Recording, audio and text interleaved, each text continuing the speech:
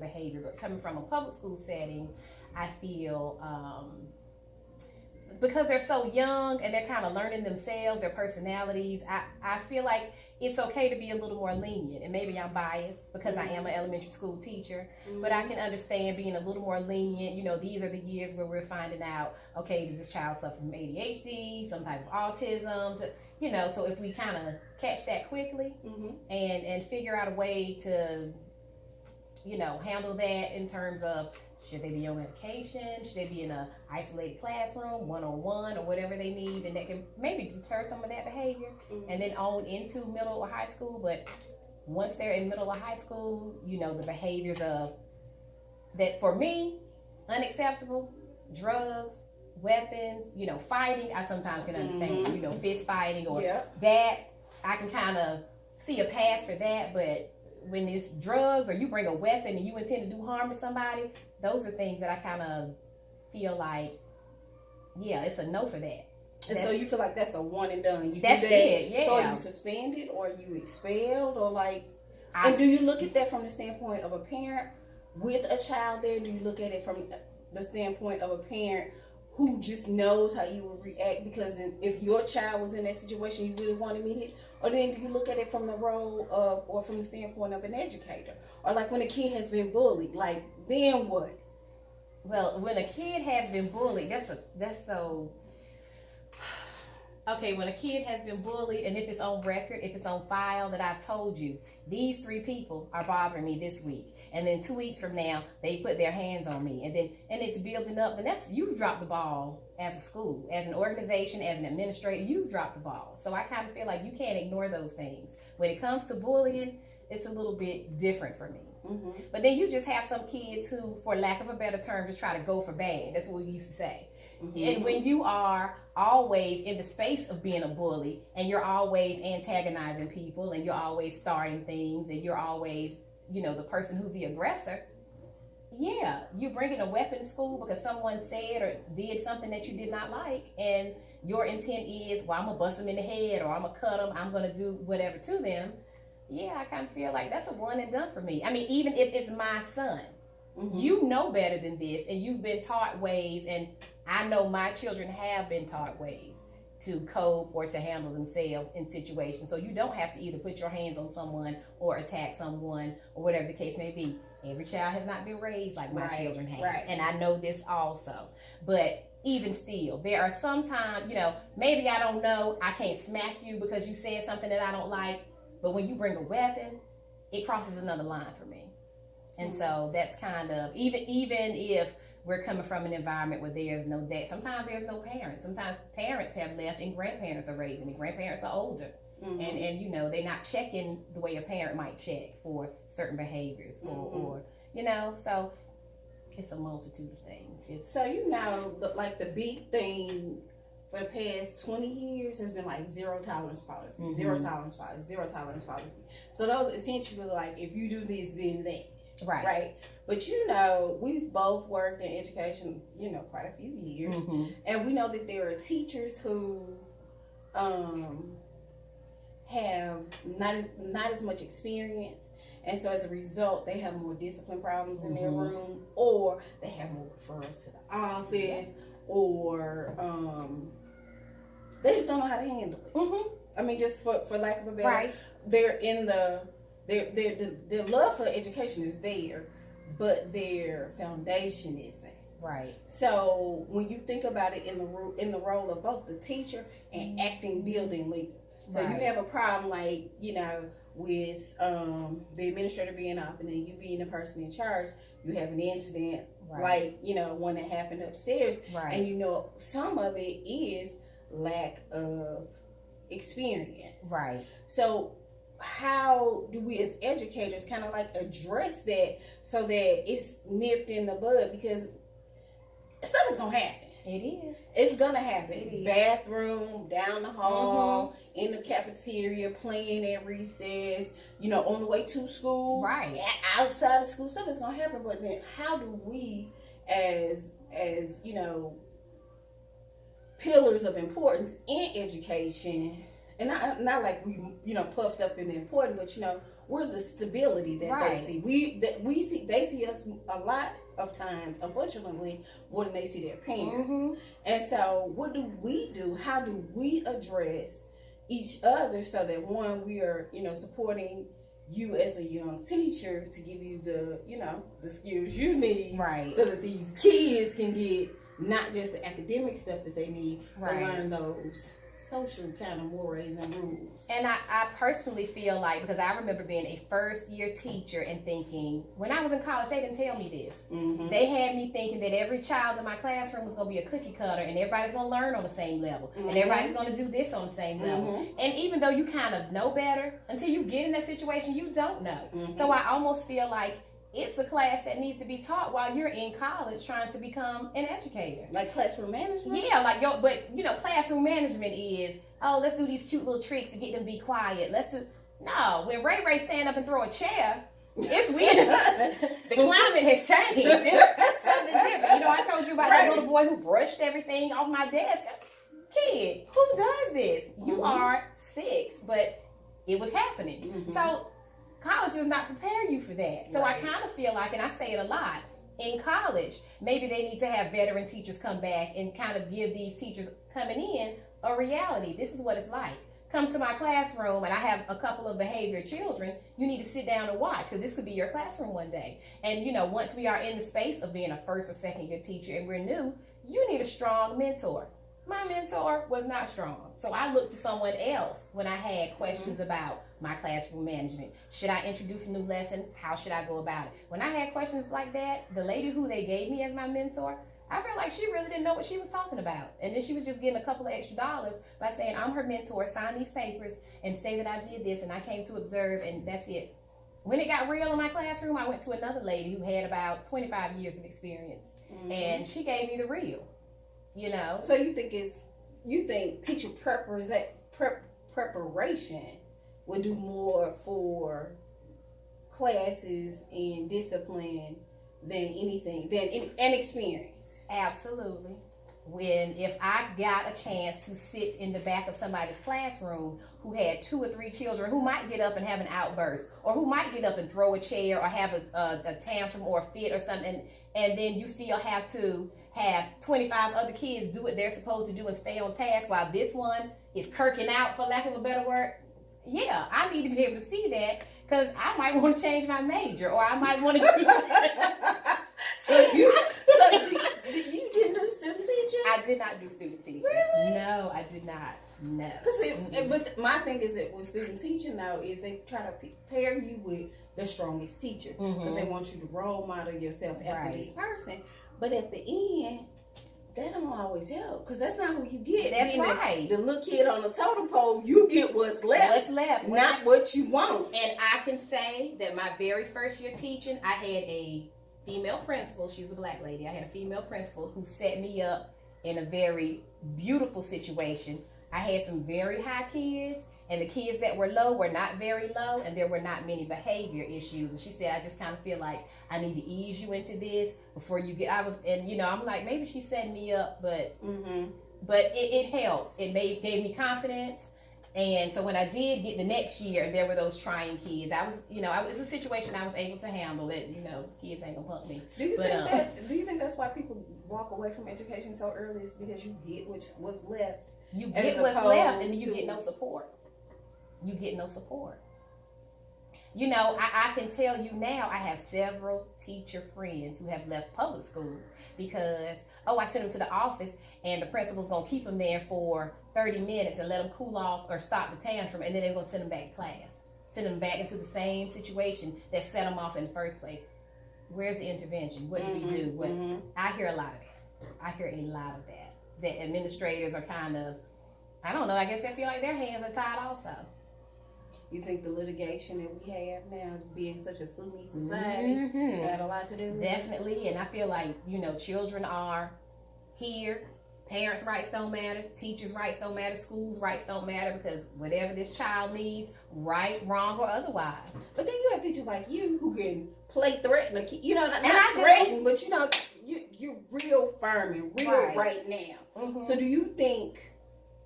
how do you think you're able to get away with that, though?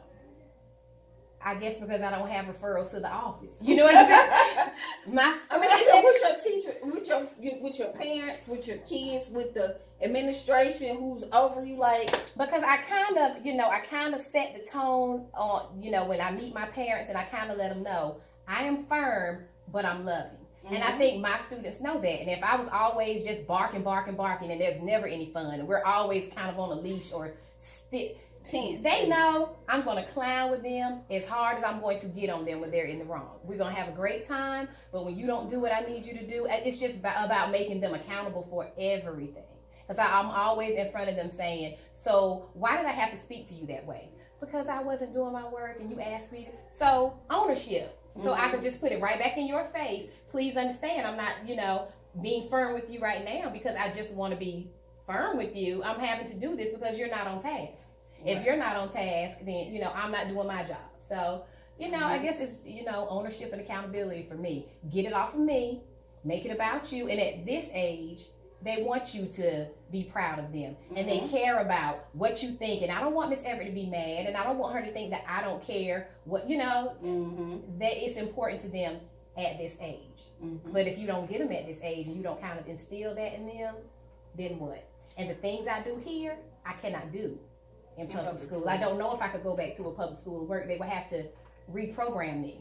Like I would need to be deprogrammed and reprogrammed. Exactly. But you think about, this is really like the best situation. It is. In that you have less than 20 kids. You have parents who are actively involved. You have, if you need something, you can put out a request. And it comes and somebody's like going that. to give it to you. But then, we have so many people who are anti-charter school and anti-private school and anti-heavy leadership. Right. So, like, what's the best situation now? You know what I mean? Like, it's got to be something for everybody.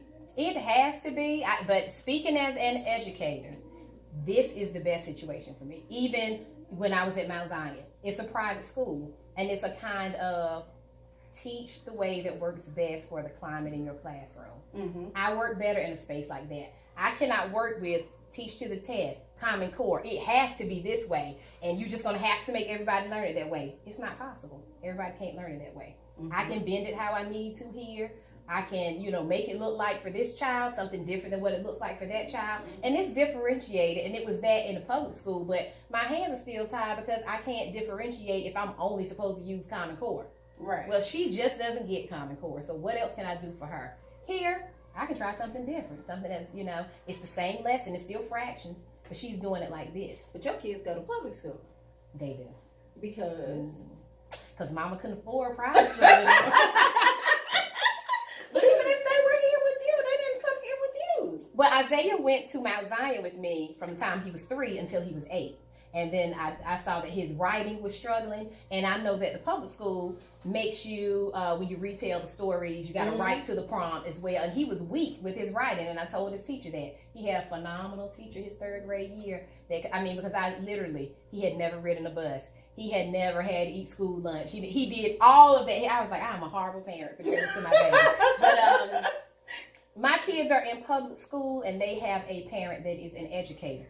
And Zachary has 2 parents. Zach used to teach science at Southern. And so they have parents who care and who will stay on them, and we're going to get the supplies, and we're going to be involved in school, and your teacher needs Kleenex, and she needs dry erase markers, and we're going to get her those, and y'all are building a library. No, I'm not buying books, but here it's $50 to put towards that for PTA. I mean, that's his mother. My kids, I'm going to do that. I'm going to ask grandparents. When Isaiah was at Mount Zion and they used to take up collections, we need $200 because the kids going. William Betts would give $200, walk up to the $200. I was like, you had 2 bills on you. Just sitting there, huh? Okay. Yeah, all right then. Right. But I mean, I think that's the difference with a lot of. But that's not the majority, especially people of color. Right. But I was about to say though, with a lot of public school parents and children, it's not that they're working class. And they work more than one job, and they just cannot be there. They probably would want to, some of them, and then you have those who don't want to be there. Well, we have those here though. Yeah, 7.5 hours, that's your problem. Please don't call me. Please don't. You figure out what to do with them, and you hear it. Yeah. You figure out what to do with them. But then you don't like what I do with them. I might jack them up. I might get in his face. You don't like that, so now here you come wanting to correct me. I mean, you can't have it both ways. You got to figure out what works. You got to help me figure out what works for your kid, what works for this whole class, what works for the school. So do you think you've had a kid who had to spend some time out of the class, the boy who's white people? So do you think that impacted your climate for the negatively or positively? Having him away. And then how did it impact him too? Well, he was really sorry. He really was sincerely sorry. But like I said, after he brushed my things off the desk, he had to go to in-school suspension for 2 days. But I made him pick every piece of it up. I said, you will put it back where it belongs. And he knew I meant what I was saying. And it's going to be get my things up and put them back. Because you can be upset, but you don't have the right to destroy things. And so it's just a matter of helping him to see. I said, why do you get to do that? When I'm upset with you, when you don't do your work, do I come to your area of the table and smack your crayons on the floor, break your pencil in half? Can I do that to your things? And it made him think. And, and your consequence is going to be this. So, I don't know. It's just different across the board. You think accountability, though? That's your thing. That's my thing. That is my thing, because I don't ever want children to feel like, well, I don't have a voice. If you're upset with me, please tell me why. I come to court and I say, I don't like the way you're looking at me right now. Come over here. Is it something else you want to say to me? Come tell me. Let's talk about it. What's the problem? And they might say. Some of them might say. Some of them might not. But just this is what you're here to do. This is your space. This is your time. These are the times that I expect you to be on task. Do it. When you don't do it, there will be consequences. Because I feel like it's a false setup to let us just lull children into this fake sense of, yes, we can never tell you no, and everything you do is right. And no, because as you get older, you're going to run into that, Then what do you think? We both know education is vastly different than it was when we were in school. Absolutely. What do you think the underlying reason is because of it? I think people don't love children anymore. Really? I do. I feel like a lot of, sometimes I do feel like that. Like, I remember the women who taught me in the neighborhood, I remember them going to church, and I remember seeing them. Some of them were friends with my grandparents, just people who knew, but I'm from a very small community. But, we all know each other. Everybody knows each other. I don't think we have that a lot anymore. Everybody is mind your own business. And again, it is not a village. Where is the village who is raising these kids? No, because you can't talk to my child, and no, you see her doing whatever. You can let me know, but don't. I might not see you for another week. I don't know when I'll see you to let you know that Kiki was twerking in the street or was doing whatever. No, if I can't go ahead and snatch her up and tell her, your mother would be upset if she saw you. You can't say that. Don't talk to my child. Then what do you do? Yeah, what do you do? There is no village anymore. Oh, that's so... It's no village anymore. Oh, then what are we doing here? Then what are educators? What is our purpose? If people don't love kids, do we have any hope? I feel like we don't. And it's a lot of days when I just listen to, I feel like I say, I have a great setup here. I'm in the space where I want to be right now in terms of education. But, listening to my friends in public school, I want to cry for them.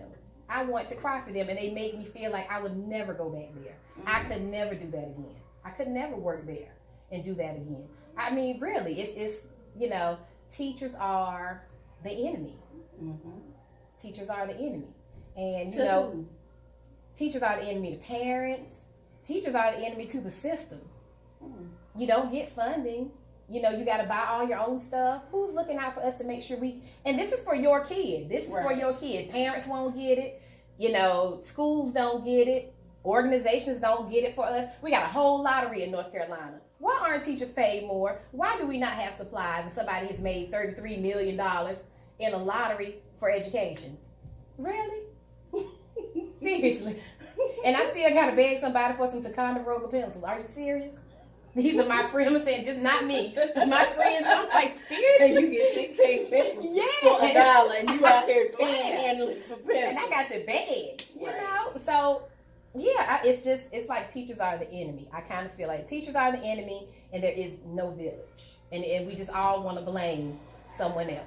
We all want to blame someone else. You know, on somebody else. Mm-hmm. And yet, schools of education are still turning out hundreds of thousands of teachers, and there's still, is it oversaturation of the market, or is it just disrespect for the field? I probably a little bit of both. I don't know, and I don't feel like people stay teachers long. Mm-hmm. People do not stay teachers long. Like, I've been teaching. This is my 13th year. I am an old teacher because by now I should have been a principal for how many years? 6 years. Mm-hmm. Teachers want to get their 4 years in, and that's it. And I'm going to be somebody's AP, and then I'm going to be somebody's principal. Right. So yeah, that's where the drive is. Also, people don't stay teachers long. But then when people become principals, APs, do they forget what it was like to be? You hadn't really had experience. Like, I mean, I know principals who, I mean, they did their mandatory, whatever, 3 or 4 years that you have to have in order to be, you know, before you can become an AP. That's it. I mean, in 4 years, I really feel like I was just getting warmed up. My 4 years were in, I just need your room. my 4 years were in, public school. Mm-hmm. Those first 4 years. So I felt like I was just getting warmed It's up. okay, get it. Get it. My Oh, your students kids probably probably had got it. it. You're right. So you did 4 years in public school. I did 5 years of public school, but I'm saying at that 4th year, I felt like, okay, I'm just finally getting the hang of this. Because my first 2 years, do you know how many times I cried? Do you know I would not leave that school until like 8 o'clock at night? The janitor would be like, I'm about to lock up, honey. I'm going to put the alarm on and you can't stay. Because, I'm still trying to get the hang of everything. I wasn't a pro in my 2nd year of teaching. I cried because my kids didn't understand the long E sound on the end. It was a flop, and I was like, hey, ever teaching again? Get me out of this classroom. I'm failing them. And I had a moment. Yes. I had a couple of them, as a matter of fact. It's fractions, honey. But yeah, fractions and this long E sound on the end. Let me tell you, silent E. But anyway, so yeah, I just feel like after 4 years, you don't know anything. Mm-hmm. So you're now somebody's principal, and Miss So-and-so, you're kind of detached. You don't remember. Or you might not have had the experience. So, you know, if you've been in the classroom at least 10 years, you've had the experience of a kid having a tantrum or a difficult parent. Or you've had quite a few of those experiences at that point. But 3 or 4 years in, you don't know anything. For me, and sometimes it works. Sometimes it doesn't. I've seen both. But, I don't think people are as honest with themselves as you are with yourself. Mm-hmm. Like, some people be like, oh, I've been doing this 4 years. I got this.